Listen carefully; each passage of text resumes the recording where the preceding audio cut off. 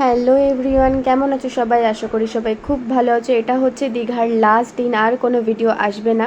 তো এখানে আমরা ভোরবেলায় সমুদ্রকে একটু দেখতে যাচ্ছিলাম, কারণ আজকেই শেষ দিন। আবার কবে আসবো, আবার কবে দেখতে পাবো জানি না।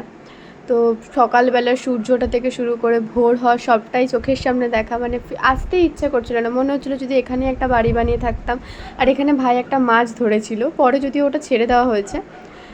এখানটায় মানে এমন কীরকম একটা ফিল হচ্ছিলো যে যদি থেকে যেতে পারতাম এখানে। টাটা করে সমুদ্রকে আমরা চলে এসেছি বাস ধরবো বলে, এখানে বাসের জন্যই আমরা অপেক্ষা করছিলাম।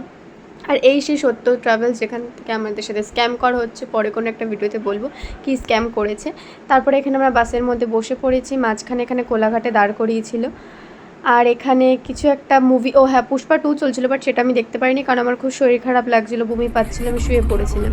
দেন এখানে গান শুনতে শুনতে মুভি দেখতে দেখতে আমরা ব্রিজ টপকে চলে এসেছি, মানে বালি ব্রিজ টপকে।